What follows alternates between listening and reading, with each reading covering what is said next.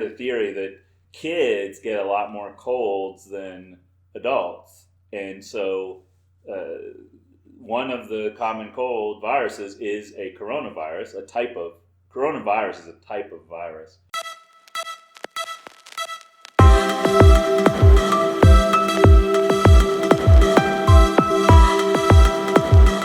Yeah. I got a beef stick. I got these for the coronavirus scare. Really? Yeah, I figure, if we get desperate, get some beef sticks. We're really desperate now, huh? Yeah, I'm already desperate. We're running low on toilet paper. Day one of... Don't we have like a full cabinet of toilet paper up there? a fair amount. Right next to your door? Actually, I think... I feel strongly that toilet paper is the least likely thing for us to run a shortage of because you just make it in the factory. There's no... It's all pretty... It's I just think like... the reason they're scared of it is because they think that everything's made in China, but like toilet paper is produced internally in the U.S. and so is like paper towels and stuff. Hand sanitizer, I'm not sure about.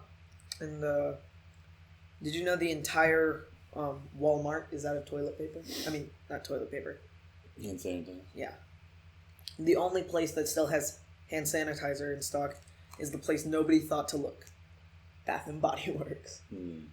They've still got shelves of the stuff, but I'm pretty sure that's going to be disappearing soon too. Yeah, I mean, the thing that's... A lot of things are up in the air and uncertain. One big economic question is what industries and what businesses are going to be hammered and what... Restaurants. And what are potentially going to be helped, Zoom and Slack and Discord and all those sites. Like, people are going to be slamming. At my company, we have 60 people and they're all working at home now. Yeah. But yeah, travel, restaurants like fast food, I think probably try to stay open because some people depend on that. But like nicer, like even medium kind of restaurants, like Olive Garden and stuff. I think just it's going to be. Olive people will Garden still delivery. go, but it just won't be that many. Yeah. I mean, as long as you're safe. I mean, if people aren't sneezing on you, if you're like at least a couple feet away, and you wash your hands. Are you talking about like during the virus or the aftermath of the? I'm talking about during. I mean, the point is like everyone has to make their own decision about whether something is safe or not. So like going to the restaurant, for one person, you say that's flagrantly risky, but another person might say, you know what, I'm hungry. I want to go. Need food. I need food. And I might die of the coronavirus, but I will die of starvation. Yeah, and the waiter is not going to sneeze on me. Like it's going to some people will be like it's okay, but other people will not take that risk. So I think their business will at the very least go down. Yeah. So what? Travel, restaurants, all the tech conferences, airlines, hotels. Pretty much every sporting thing ever. Yeah, and the sports and the music concerts, they all led to travel, so it's all related. So yeah, like everything that's like super optional, like, you just absolutely cannot do it. Cruises, like things like that are going to be hammered. And then there's France over there holding the largest festival of people dressed as Smurfs for some reason. Recently? Yeah. Oh, it was super, super weird. That is weird. France is weird. Yeah, so travel and restaurants. What else? What else is really going to be hammered? Something to do with school. I mean, there's no kids going to school. So, the problem with that is then a lot of... If you guys are older, it's not a big deal. But parents with like first graders. Yeah, you got it. One parent, at least one parent's got to stay home, and that may be... Then they may essentially... But then again, all the companies are sending people to work at home, so it might all balance out. That's very biased. Like my job is very white collar knowledge worker programmer job, but a lot of jobs you cannot work at home. So like almost anybody at Walmart cannot work at home. You got to be in the store. Like, 100% Garbage man. Your can't mom, take out the trash you from know, his computer. is a doctor. She has to be at the office. Like, there's a lot of things that you can't. But yeah, it's kind of biased because the tech workers, people that just sit at a computer all day, they can work from home. Yeah.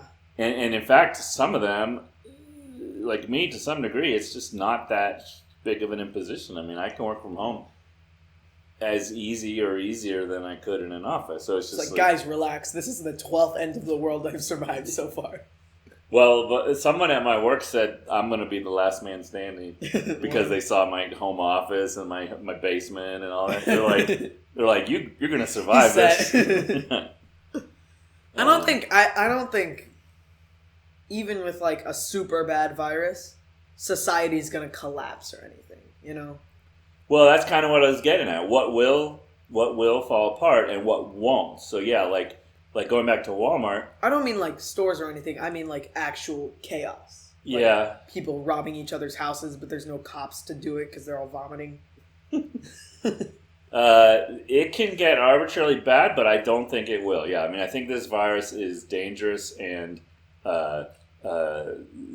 more dangerous than the flu by a factor of 10, but it's not. So I looked up. I think I might have told you this, but I looked up the mortality statistics for the plague in the 1300s. Yeah, and wasn't it like 50%, 70%, 100%? I think it was 50, 90, 100. For the 3 different strains? Yeah, there was 3 strains, and the 100% was like in your blood, some kind of infection in your blood. The 50% was the least. Wasn't it like a respiratory thing? It was like nodules in your armpits and groin. Yeah. Like some kind of growth. And if they burst, then you were... Although I'm the most likely to survive, I would not like to get that. No, thank you. Yeah, so in the plague years, 50% was the best plague to get. That was like the very best plague to get. But also the worst. Well, pretty bad. Yeah, and so Corona is something like 2%. I'll take my chances with the 90%. Yeah, for my age group, it's like 0.5% or something ridiculous. Or maybe it's... No, it's less 5%. Than that. It's 0.04%. Really? I think so. Wow. I'll just go licking hand. These are spicy, actually. I was kind of surprised.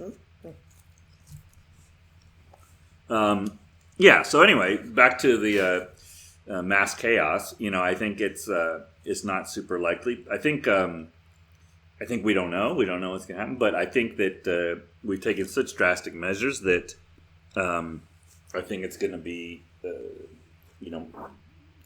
much, much, much less worse than it would have been if we didn't take drastic measures. So, whether we overdid it or we're overcautious, we may never know. But, I'm hopeful that, but we don't know. We don't know. Yeah. The point is that we don't know how many people have it right now that have not been tested. And if the answer is very, very few, that's good. If the answer is, there's 10,000 people that have it that don't know they have it, that's bad. That's problematic. Yeah. That's bad.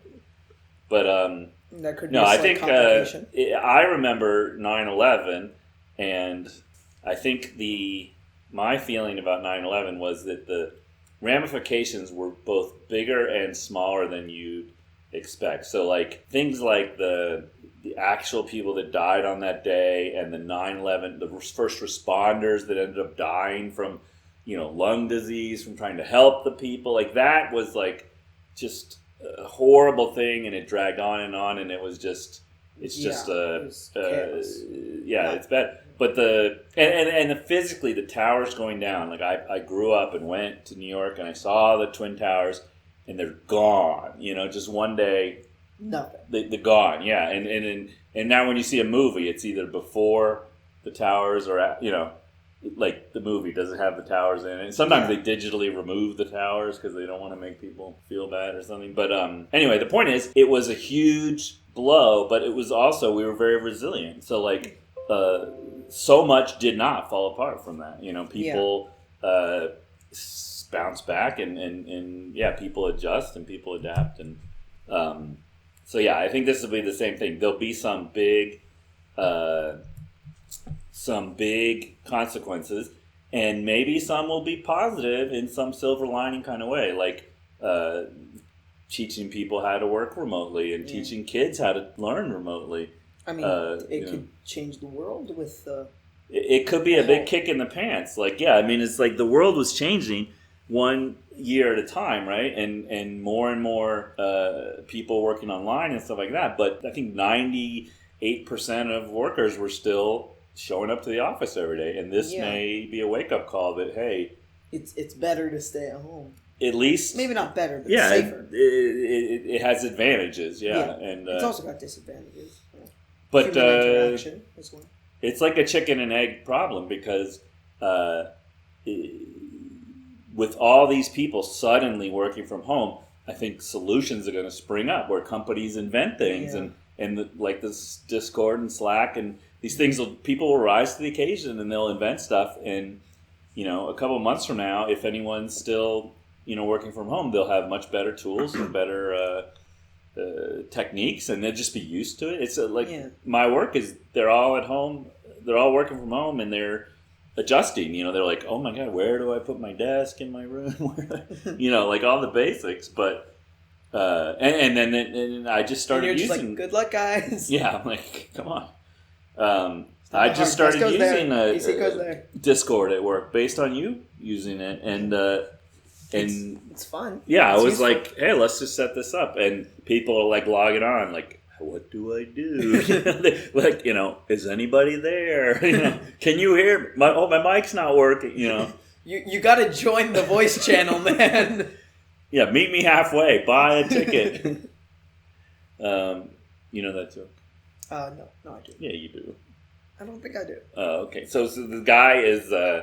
I've heard you say that punchline, but I can't remember the joke. The joke is a guy is praying to... I already gave away the punchline. But the guy is praying every night to win the lottery. Oh, yeah. I remember. So every night he's like, I need this money to help my family. If I just had the money from the lottery, I could do so much with it. And then, finally he hears a voice. Meet me halfway. Buy a ticket. I remember that. I remember that phrase. But wait, why did I use that phrase? Oh, the Discord thing. Anyway, so we'll see. I mean, if it only lasts 3 weeks, then it's not going to change the world. But if it lasts 3 months or 9 months, it only lasted 3 months, but well, it started in December, so. Well, but I mean, if our cancellation. Yeah, our cancellation. What do we call it? The end of everything. That's a little bit too deep, I guess. The apocalypse. Yeah. Well, I mean, there's only... How about just The Abyss?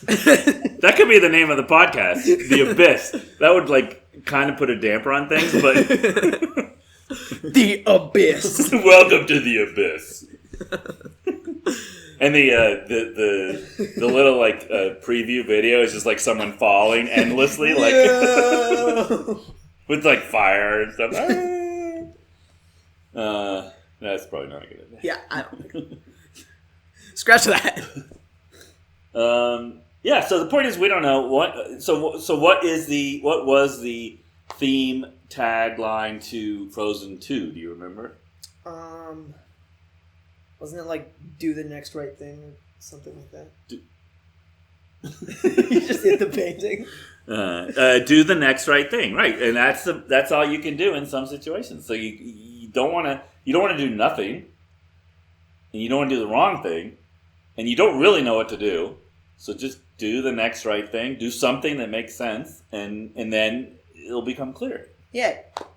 So what did we decide to do? Start a podcast. Now, is this the right thing, or is this just an idiotic thing? Do the next thing, okay? Do the next... Let's just shorten it to just do. Well, we'll see. We'll see where it goes. I mean, the point is, you're home with not even any... online work next week. Yeah, I have nothing to do. Yeah, nothing to do. So you're going to edit this podcast and probably put in some special effects. If I hold up this pillow, could you put a picture or something on there? Probably, yeah. We gotta get that. We gotta get the angle right. What are we going to put on there? Subscribe. Or how about How about a coronavirus? Like a big coronavirus there. And we were just like,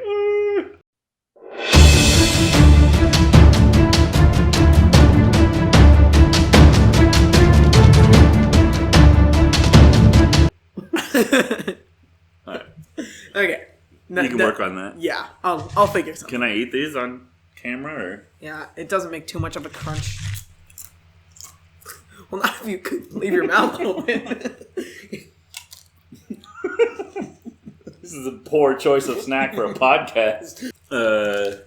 Anyway, the point is, do the next right thing. We don't know what's going to happen, but there may be some silver linings. There may be some very hard times because people that are in the travel industry, they don't have money. They can't pay the rent. They can't, so there's going to be some government assistance, but it could be a very, very bad situation for some people, and it could be medium bad for some people, and it could be good for some people. If you start a company right now, hand sanitizer company, you have time to do hand sanitizer / toilet paper / online learning tool.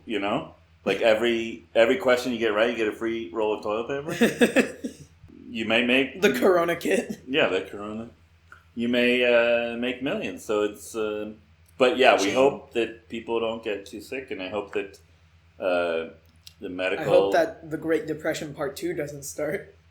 Yeah, that's an issue. Stocks heading into the 20 with a stock market crash, a deadly virus, and a rise in nationalism. Yeah. Oh, yeah. So we have an election coming up, and I think Trump was already working on his election. I'm gonna vote for Elon Musk. Yeah, is he running? No, he should. Yeah, he'd be an interesting character in the White House. Elon and his flamethrower. You know what he named it? No. Not a flamethrower. Oh, that's right, because the rules about flamethrower. It's the ranged ignition device. Yeah, things evolved very quickly the last couple of days. Your swim meet, they sent out an email on Thursday morning saying we're definitely having it. They were fully aware of the coronavirus, and they said, we know, but we're going to have it anyway. Yeah. And then 12 hours later. Oh, never mind. Sorry. Change plans. Change the plans. The adults came in the room and told us we can't have 1,000 kids in a pool, from all over the state. There's a lot of wishful thinking out there. Your schools sent out an email on Wednesday saying they're definitely staying open all next week. And then the next day, or the 2 days later. I'm pretty sure the plan's changing every hour for our school. Yeah, I mean, I know how it goes. I can totally imagine. I can imagine being a fly on the wall in those rooms. And basically, you have a couple people, and they're like, we don't want to overreact. We don't want to, overdo this. Let's, we can safely have the 5K race they're supposed to have. They were like, we can do it.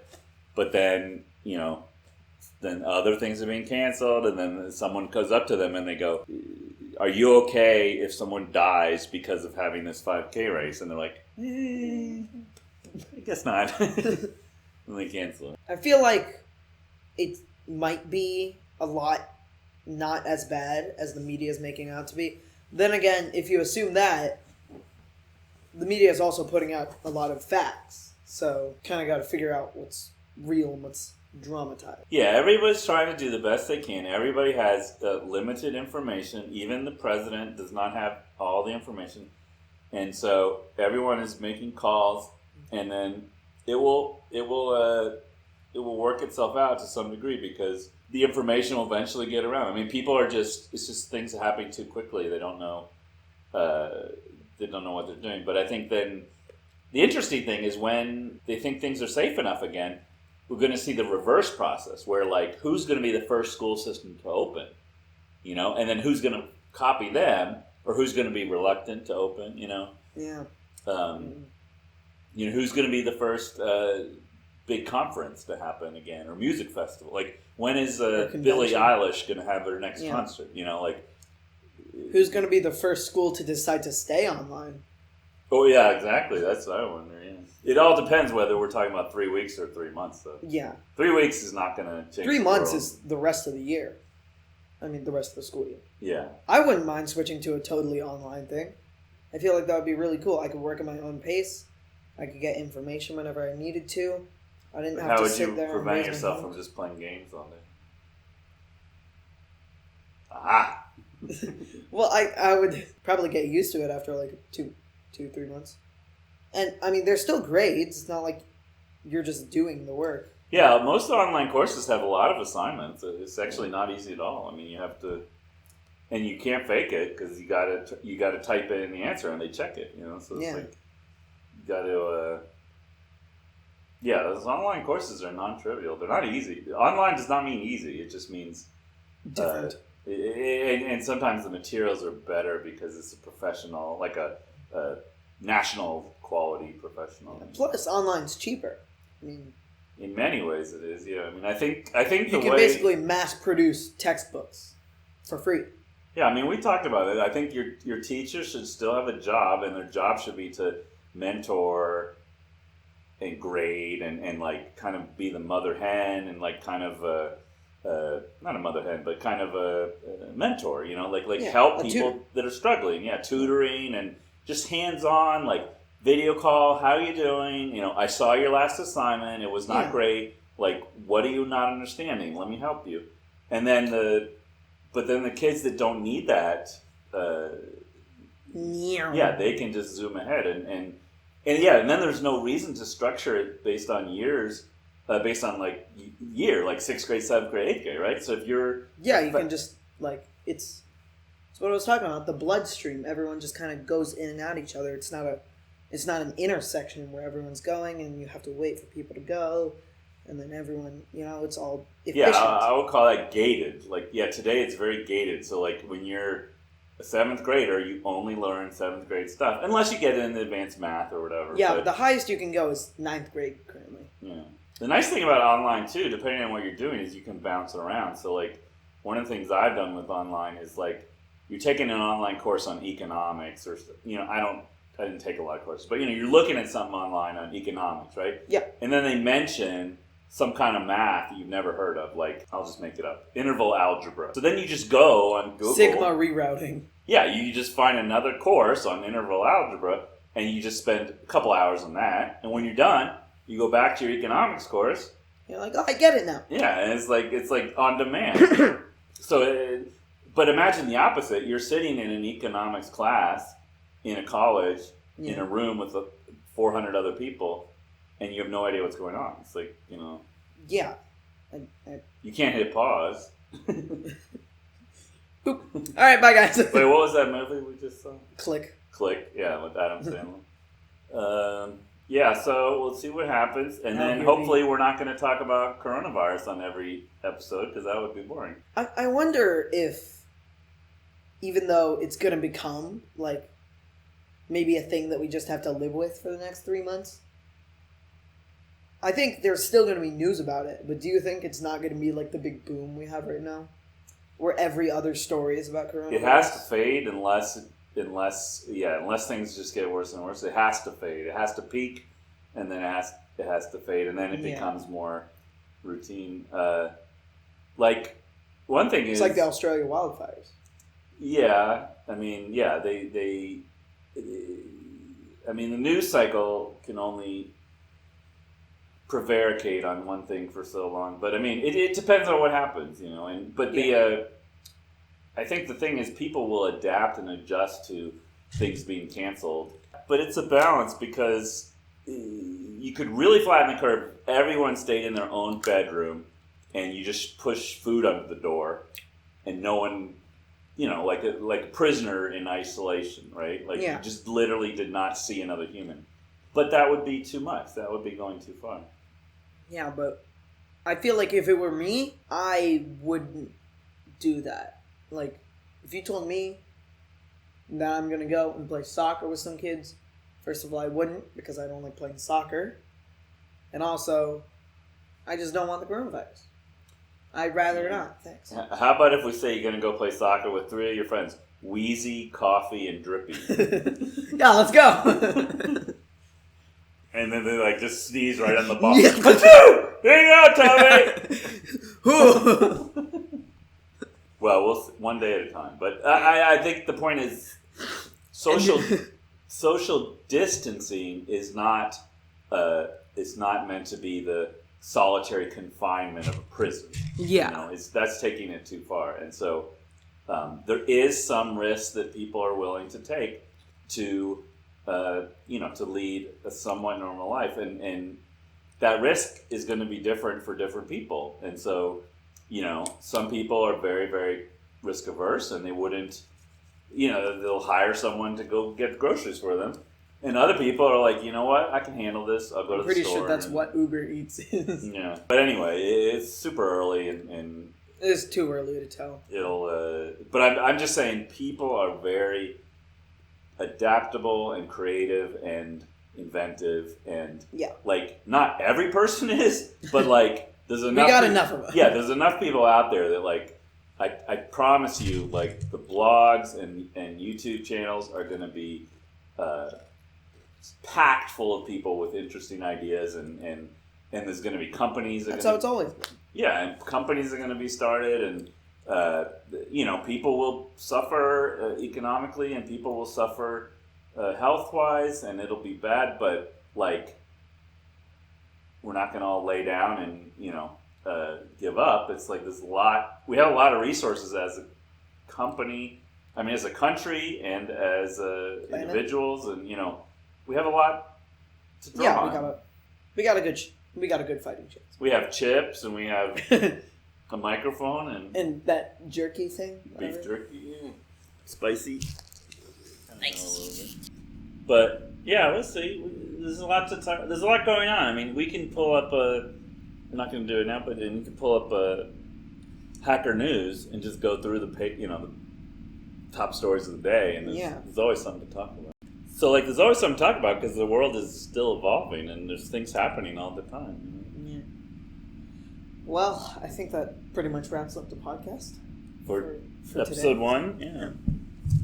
This has been episode 1 of Our 2 Cents. Our 2 cents. Thank you for watching, and we'll see you next time. Goodbye. Maybe Vladimir Putin.